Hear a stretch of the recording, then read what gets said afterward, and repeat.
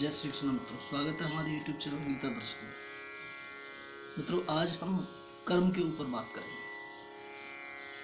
भगवान कृष्ण ने अध्याय 4 गीता में 17वें श्लोक में कहा है, गहना कर्मणो गति। कर्म की गति बहुत गहन है मित्रों, और कर्म की गति इस तरह से गहन है कि इसका कोई पता नहीं चलता कि कब कौन सा कर्म किस प्रभाव से हमारे ऊपर फलित हो जाए। मित्रों, कर्म कहते हैं शरीर को, कर्म कहते हैं संसार को। ध्यान दें, मैंने पहले भी एपिसोड में आपसे कहा था कि कर्म शरीर के द्वारा होते हैं और शरीर के लिए ही प्रतिफल देते हैं।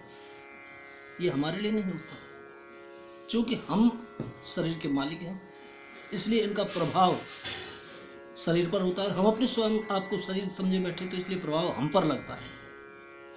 जैसे हम कोई अपराध करते हैं तो शरीर की खातिर करते हैं, क्योंकि संसार में कोई भी वस्तु शरीर से अलग नहीं है।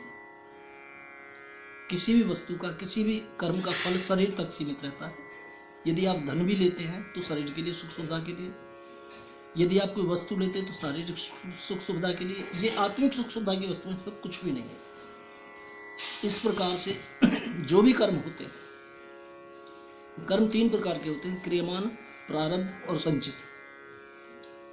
क्रियमाण कर्म वो होते हैं जिन्हें हम करने के लिए तैयार हैं, जो हर क्षण करने के लिए तैयार हैं, जो हमें करने चाहिए लेकिन हम कर नहीं पाते हैं, हो भी जाते हैं। और प्रारब्ध कर्म वो हैं जो हम कहीं कुछ करने के लिए जाते हैं और उसके बीच में अचानक कोई कार्य आ जाता है।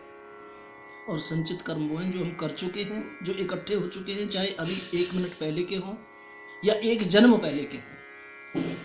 ये संचित कर्म कहलाते हैं, जो हमारा भाग्य बनते हैं। मित्रों, भाग्य में यदि हमारे में दिल्ली में हमारी ससुराल है तो दिल्ली जाना, ससुराल जाना अनिवार्य है।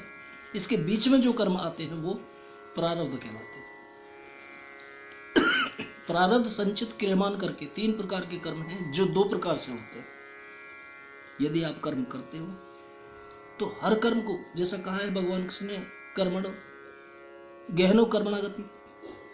कर्म की गति बहुत गहन है। इसके लिए आपको एक चीज का ध्यान रखना है, जब भी कर्म हो, कोई भी कर्म हो, बहुत विचार करके, बहुत सोच करके करेंगे। कहीं ऐसा ना हो यही कर्म मेरे साथ हो तो दुखदाई हो जाए, अन्यथा शारीरिक रोग बन करके, शारीरिक कष्ट बन करके, मानसिक कष्ट बन करके। क्योंकि कर्म 3 प्रकार से होते हैं, मन से, वचन से आज्ञा के द्वारा, मन से सहमति के द्वारा, और शरीर से क्रियान्वित करके।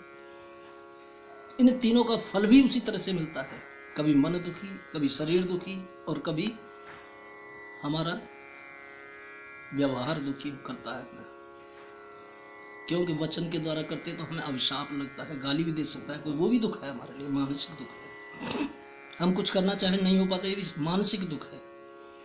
इस प्रकार से तन, मन और वचन के द्वारा होने वाले कर्मों के प्रतिफल भी तन, मन और वचन पर पड़ते हैं।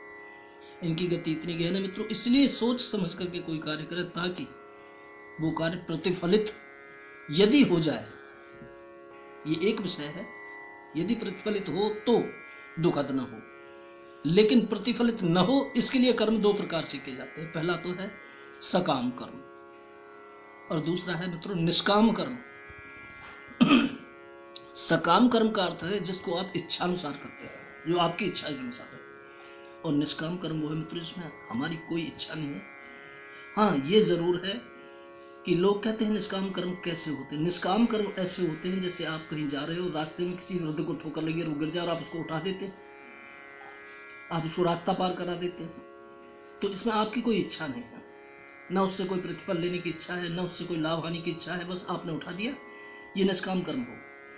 निष्काम कर्म का अर्थ ही सेवा होता है, यानी सुनकर के कार्य करना। यदि आप, जैसा मैंने पहले कहा था, सेवा का अर्थ सुनकर के कार्य करना, यदि ऐसा ही करते हैं तो आपको कोई फल नहीं मिलने वाला। जो भी मिलेगा सुखद मिलेगा। यदि आप जीवन में निष्काम कर्म करना चाहते हो तो सुनकर के कार्य करो। इसके लिए ऐसा नहीं कि मुझे कोई कार्य नहीं करना, नहीं, मन में ये रखो मेरा कोई कार्य नहीं है। बुद्धि से, ये बुद्धि को शांत करके सोचो मेरा कोई कार्य नहीं इस दुनिया में, मुझे तो सिर्फ फल भोगने के लिए आया हूं। लेकिन ये निकम्मापन न हो जाए, इसके लिए आपको जो कुछ भी, जैसा भी कोई कहे वही कार्य करना है। फिर भी उसमें चिंतन करना है कि इसमें किसी की हानि तो नहीं है। यदि इस तरह आप कार्य करते हैं, ये निष्काम कार्य होंगे और निष्काम कर्म का परिणाम हमेशा शुभद होता है। मित्रों, आज के एपिसोड में इतना ही। फिर मैं आपकी सेवा में हाजिर होऊंगा। तब तक के लिए जय श्री कृष्ण।